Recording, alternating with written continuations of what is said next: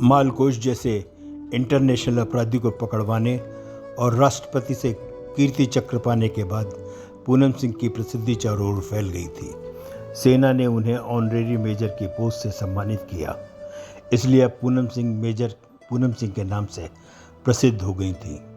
Police प्रशासन भी अब उनको काफ़ी इज्जत देने लगा था और अक्सर जब कोई मर्डर मिस्ट्री या अन्य कोई जासूसी संबंधित घटना होती तो वो मेजर पूनम सिंह से परामर्श लेते थे। पूनम सिंह का 10 साल का ग्रैंडसन आकर्ष और उसके मम्मी डैडी विकास और नम्रता जर्मनी से भारत अपने दादा दादी के यहाँ आए हुए थे। आने का एक प्रयोजन भी था। 10 साल बाद पुनः नम्रता माँ बनने वाली थी और विकास चाहता था कि दूसरे बच्चे का जन्म भारत में ही हो। भारत में नौकर चाकर की काफ़ी सहूलियत भी हो जाती है। इन दोनों के आने से घर में काफ़ी रौनक बढ़ गई थी। पूनम सिंह को सिंह साहब की विशेष हिदायत थी कि वो डिटेक्टिव संबंधित कोई कार्रवाई न करें और ना ही जासूसी के पचड़े में पड़ें। पूनम सिंह बहुत एक्साइटेड और प्रसन्न थी क्योंकि उनके घर नम्रता को दूसरी संतान उत्पन्न होगी। घर के पास लक्ष्मी नारायण का विशाल मंदिर था। पूनम सिंह ने लक्ष्मी नारायण मंदिर जाकर मन्नत मांगी और रोज़ ही मंदिर जाना प्रारंभ कर दिया। वहाँ एक सभ्य सी महिला भी रोज़ आती थी। वो भी बड़ी श्रद्धा के साथ भगवान की पूजा करती थी, लेकिन उसके चेहरे पर आते जाते भाव स्पष्ट कर रहे थे कि वो किसी दुविधा में है। पूनम सिंह को लगता था कि कुछ न कुछ तो उसके साथ अवश्य ही अनहोनी हुई है जिसे छुपाने का वो प्रयास कर रही है।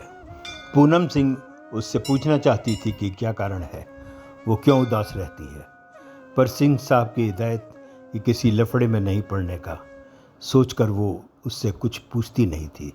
ये सिलसिला कई दिनों तक चलता रहा। एक दिन पूनम सिंह ने देखा वो महिला पूजा करने नहीं आई थी। मन ही मन पूनम सिंह ने सोचा शायद भगवान ने उसकी मन्नत पूरी कर दी होगी। जब अपने घर वालों की खुशियाँ मांगकर और नम्रता की संतान की लंबी आयु की कामना करके पूनम सिंह मंदिर से बाहर आईं तो उन्होंने देखा वो महिला एक छायादार वृक्ष के नीचे अनमनी सी खड़ी थी।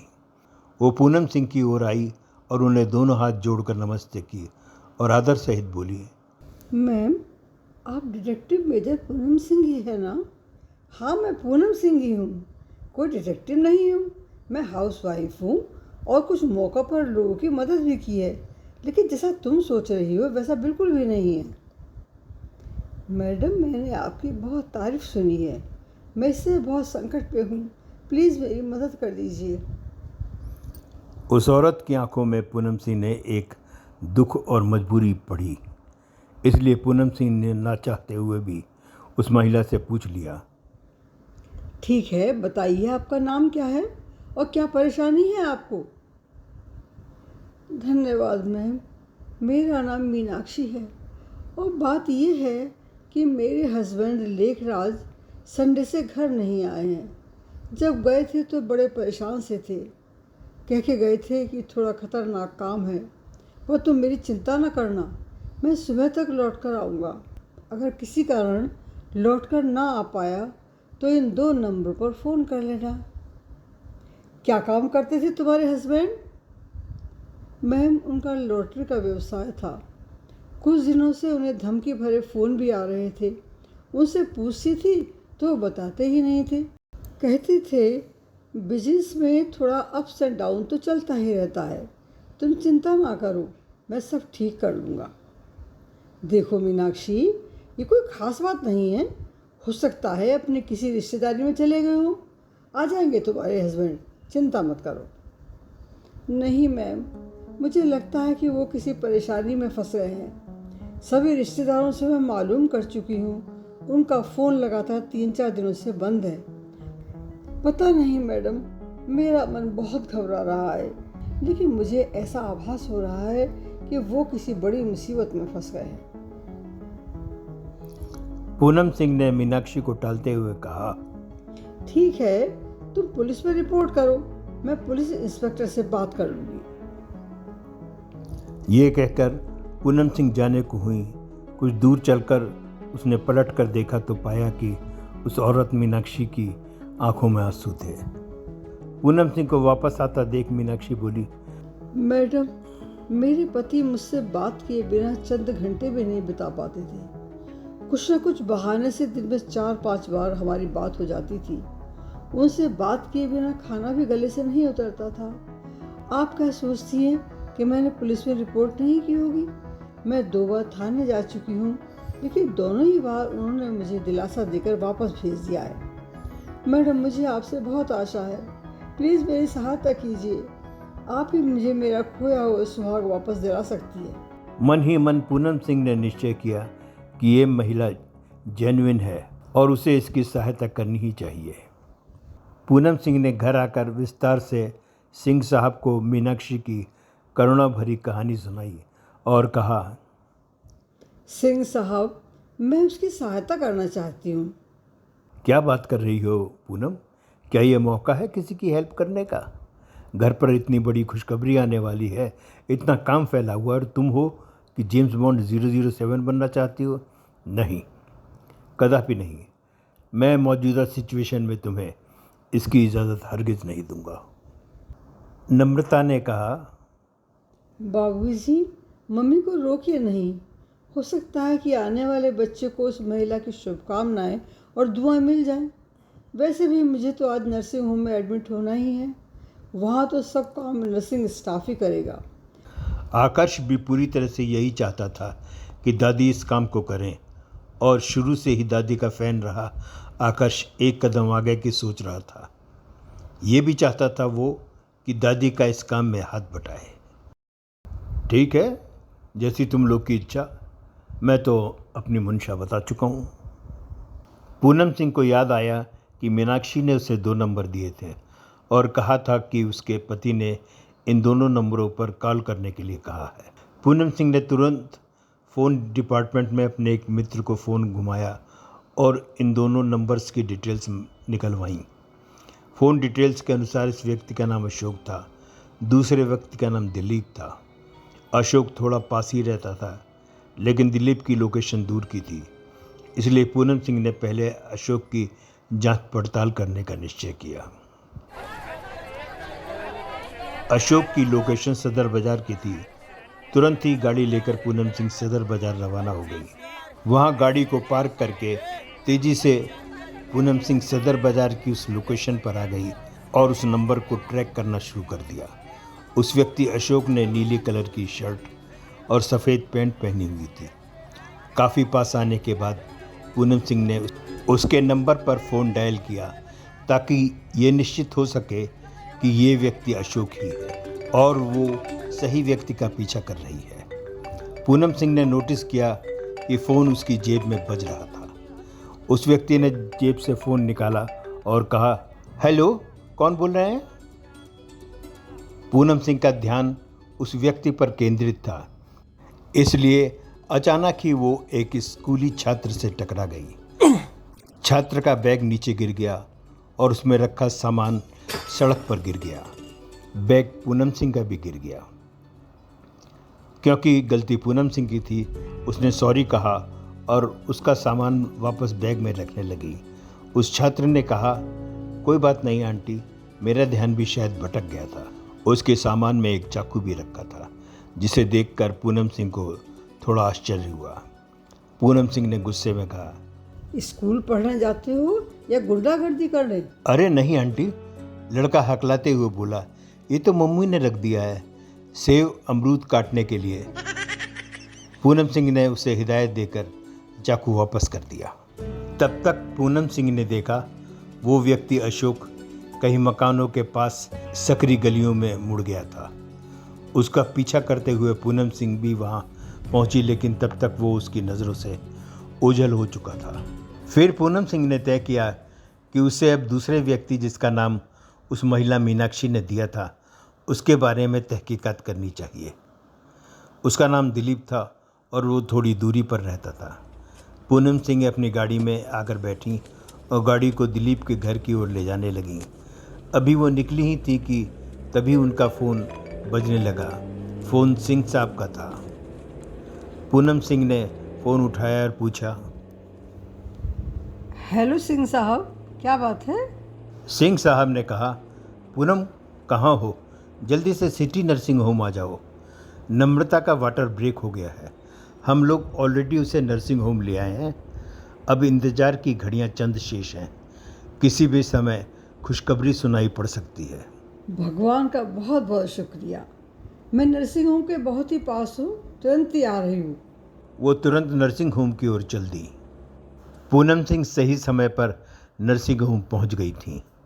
ये लोग बाहर बैठकर खुशखबरी मिलने का इंतज़ार कर ही रहे थे कि अंदर से बच्चे के रोने की आवाज़ आने लगी।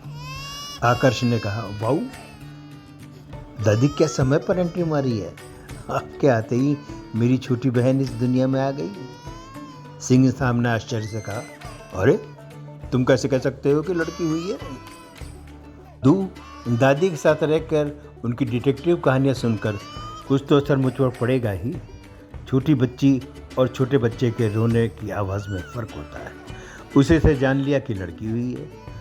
थोड़ी देर बाद एक नर्स ने आकर बताया, मुबारक हो, बच्ची हुई है। पूनम सिंह ने शाबाशी देते हुए कहा, आकर्ष, मानते हैं तुम्हारी जासूसी शक्तियों को। तुम जरूर बड़े होकर अपनी दादी का नाम रोशन करोगे। नम्रता की डिलीवरी नॉर्मल हुई थी, इसलिए डॉक्टर्स ने उसे उसी दिन रिलीव कर दिया। बच्चे के आने की खुशी में पूनम सिंह 1-2 दिन के लिए मीनाक्षी को भूल गईं। घर पर उन्होंने हवन पूजन और छोटी सी पार्टी का आयोजन किया। घर में खुशियां मनाई जा रही थी। आस पड़ोस के कुछ महिला पुरुष बच्चे आ गए थे। बच्चे आपस में खेल रहे थे। पार्टी का समय निकट आ रहा था। सिंह साहब ने आकर पूनम सिंह को बताया कि पास के थाने के इंस्पेक्टर आए हैं, वो तुमसे बात करना चाहते हैं। मैंने उन्हें ड्राइंग रूम में बैठा दिया है। इंस्पेक्टर नितिन के साथ वो तुमसे ईर्ष्या करने वाला इंस्पेक्टर रंजीत भी आया है। हो सकता है कि बच्चे के पैदा होने की न्यूज़ थाने में पहुंच गई हो और ये लोग हमारी खुशियों में शरीक होने आए हों। ड्राइंग रूम में आकर पूनम सिंह ने कहा, आइए, आप लोग बड़े अच्छे मौके पर आए हैं। नम्रता बिटिया को बच्ची हुई है। आप लोग पार्टी में शरीक होकर ही जाइएगा। इंस्पेक्टर रंजीत ने खड़े होकर कहा, हम किसी पार्टी में शरीक होने नहीं आए। हम आपको अशोक मर्डर केस में अशोक के कत्ल के लिए अरेस्ट करने आए हैं और हमें आपके घर की तलाशी भी लेनी है। ये कहकर वो धूर्त इंस्पेक्टर हथकड़ी लेकर पूनम सिंह की ओर बढ़ा। इंस्पेक्टर नितिन ने इंस्पेक्टर रंजीत को रोकते हुए कहा, ये क्या कर रहे हैं आप? मेजर पूनम सिंह इस इलाके की ही नहीं, भारत सरकार से कीर्ति चक्र पाने वाली उन चंद महिलाओं में से एक हैं। हम इनके साथ अपराधियों जैसा व्यवहार नहीं कर सकते। न जाने कितनी बार इन्होंने मुजरिमों को पकड़वाने में हम लोग की सहायता करी है। लेकिन रंजीत बदतमीजी पर उतर आया। वो बोला, अभी मैं इनके घर की तलाशी लेता हूँ और आज मुझे कोई ताकत इस मगरूर महिला को हाथों में हथकड़ी लगाकर ले जाने से रोक नहीं सकती। अब तक पूनम सिंह समझ गई थी कि उसके चारों ओर षड्यंत्र का जाल बुना जा रहा है। इसलिए उन्होंने तुरंत कमिश्नर माथुर, जो उनके अच्छे परिचित थे, को फ़ोन लगा दिया और फ़ोन का स्पीकर ऑन कर दिया। कमिश्नर माथुर ने कहा, हाँ lady James Bond major Poonam Singh, क्या बात है, कैसे याद किया आपने? सर, किसी अशोक मर्डर केस के लिए इंस्पेक्टर रंजीत मुझे अरेस्ट करने आए हैं और हाथों में हथकड़ियाँ लगाकर ही मुझे यहाँ से ले जाना चाहते हैं। क्या अरेस्ट करना चाहते हैं और वो भी हथकड़ी लगाकर? आप फ़ोन को स्पीकर पर कीजिए और उनसे कहिए मुझसे बातें करें। इंस्पेक्टर रंजीत की हवाएं उड़ने लगी। उनकी पतलून अब नीचे सरकने लगी। माथे पर पसीना आ रहा था। हड़बड़ाते हुए उन्होंने कहा, हुक्म सर। क्या पूनम सिंह का निवास या वारदात की जगह आपके जुरिस्डिक्शन में आती है? नहीं तो सर, मैं तो इंस्पेक्टर नितिन की मदद करने आ गया था। इंस्पेक्टर नितिन, आप भी वही हैं ना? क्या आपने इनसे मदद मांगी? इंस्पेक्टर नितिन ने कहा, नहीं सर, ये खुद ही केस में दिलचस्पी दिखाने लगे थे। ठीक है इंस्पेक्टर नितिन, आप इनके थाने का भी चार्ज ले लीजिए। मैं इन्हें अविलंब सस्पेंड कर रहा हूँ। क्या इन्हें मालूम नहीं कि पूनम सिंह वो शख्सियत हैं जिनकी भारत सरकार भी सराहना करती है? इन्हें कीर्ति चक्र का अर्थ भी समझा दीजिएगा। इंस्पेक्टर रंजीत पूनम सिंह से माफ़ी मांगने लगा। मैडम मुझे माफ़ कर दीजिए, मेरे बच्चे हैं, उन्हें पढ़ाना लिखाना है, मैं कहीं का नहीं रहूँगा। प्लीज़ कमिश्नर साहब से कह के मेरा सस्पेंशन ख़त्म करवा दीजिए। सरकार बनाम देवेंद्र के केस में आपके कारण मेरी बहुत बेइज्जती हुई थी। मैं बेवकूफ़ उसी का बदला लेना चाहता था। मैंने जो भी किया था वो इस केस को हल करने की वजह से किया था। आपको बेइज्जत करने या आपको नीचा दिखाने की मेरी बिल्कुल भी मंशा नहीं थी। कमिश्नर साहब से कह के आपका सस्पेंशन रिवोक करा दूंगी। आप तलाशी लेना चाहते हैं ना, ले लीजिए, आपको कोई नहीं रोकेगा। तलाशी में कुछ विशेष नहीं, सिर्फ पूनम सिंह के बैग से एक पत्र मिला।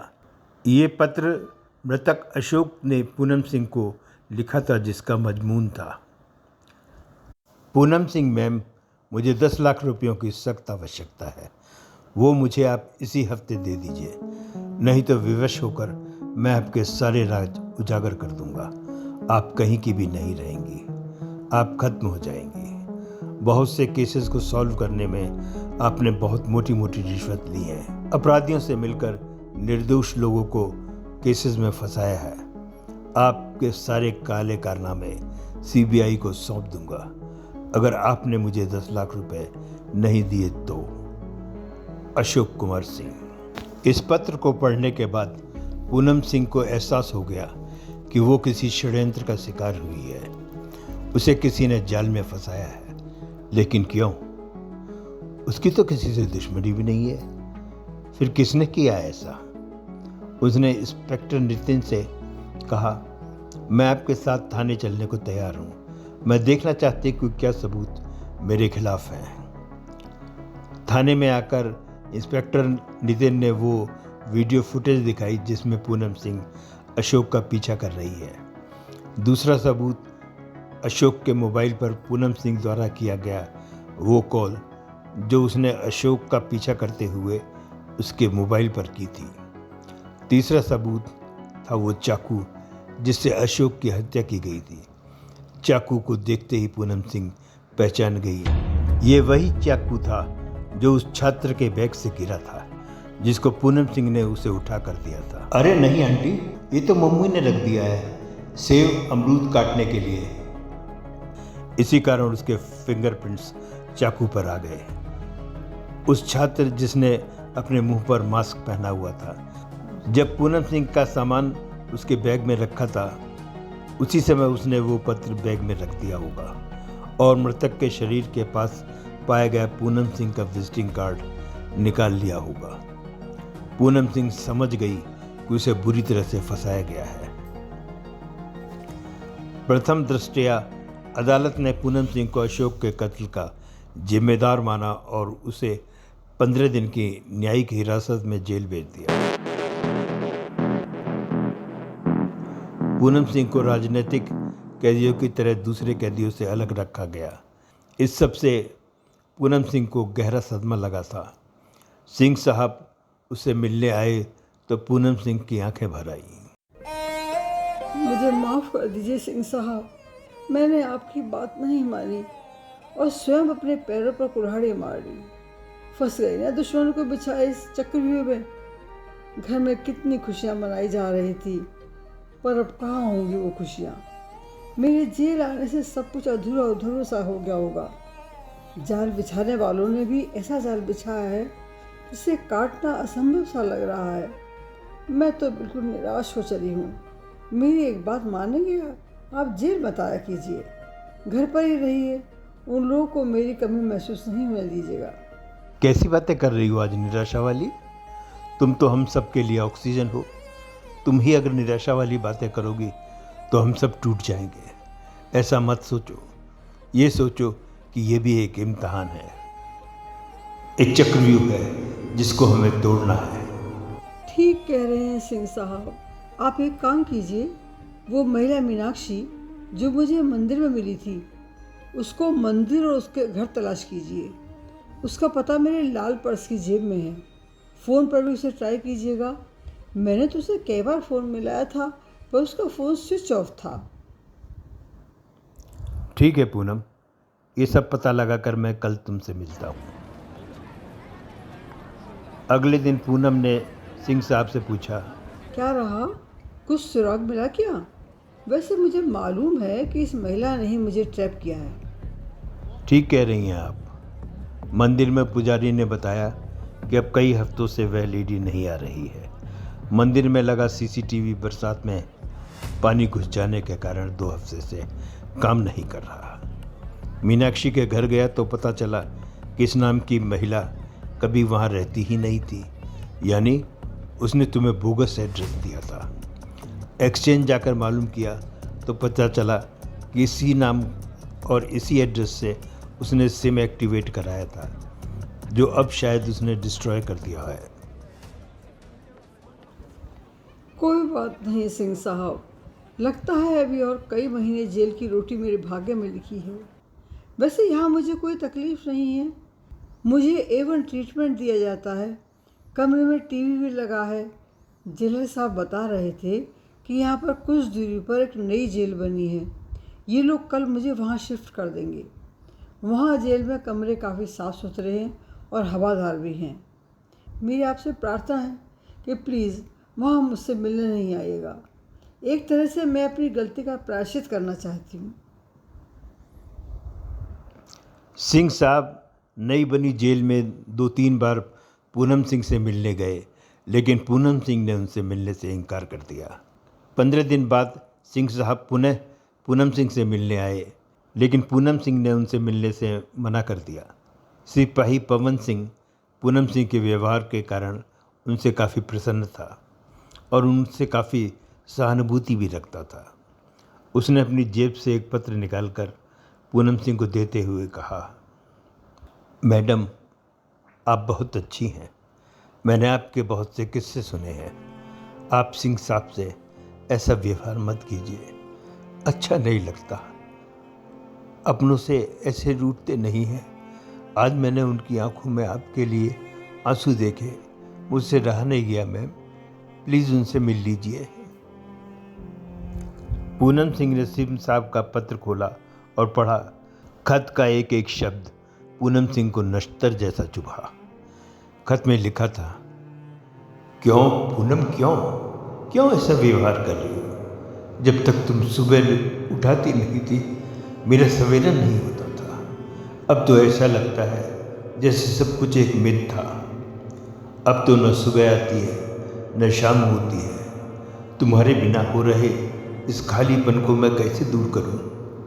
बार बार तुमसे मिलने आता हूं, पर तुम मिलने से मना कर देती हो। हर बार मेरा दिल टूट जाता है, पर आज मैंने तुम्हारी कसम खाई है, मैं तुमसे मिलकर ही जाऊंगा। अब तुम्हें सोचना है कि मुझे घर जाना है कि नहीं। पूनम सिंह की आंखें डबडबा गईं। उसने पवन सिंह सिपाही से कहा, बुला लो सिंह साहब को, वो अपनी जिद के बहुत पक्के हैं। थोड़ी देर बाद पूनम सिंह ने देखा सिंह साहब आ रहे हैं। उनके चेहरे पर गुस्सा था। पूनम सिंह ने अपने आंसू पूछते हुए कहा, अब डांटने मत लग जाना। तभी पूनम सिंह की नज़र आकर्ष पर पड़ी, जिसे देखते ही वो गुस्से में बोली, जेल में इस बच्चे को लाने की क्या ज़रूरत थी? नम्रता उसकी छोटी बच्ची को भी ले आते। अरे भाई सुनो, ये तो खुद जिद करके आया है। कह रहा था कि दादी को मुझे कुछ बताना है। तुमने तो उल्टे ही मुझे डांटना शुरू कर दिया। ठीक है, बताओ बेटा आकर्ष, क्या बताना है तुम्हें? दादी, आप पर मुझे पूरा यकीन है। आप कभी कुछ गलत नहीं कर सकती। मैंने दादू से आपकी सारी कहानियाँ सुनी हैं। मैं आपका सबसे बड़ा फ़ैन हूँ। आप मेरी हीरो हैं। दादी, मुझे आपको ये बताना है कि शायद मुझे पता है कि यहाँ पे क्या हो रहा है। दादी, मुझे लगता है कि आपको फंसाया गया है। आपके साथ जो कुछ भी हुआ, जैसे हुआ, स्टेप बाय स्टेप वो एक मूवी की कहानी पे बेस्ड है। हाँ दादी, मुझे लगता है आपको फंसाया गया है।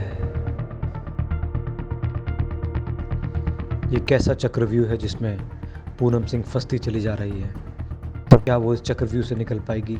जानने के लिए सुनिए इस कहानी का अगला और अंतिम भाग। और अगर आपको हमारी कहानियाँ पसंद आती हैं तो इस चैनल को लाइक और सब्सक्राइब ज़रूर करें।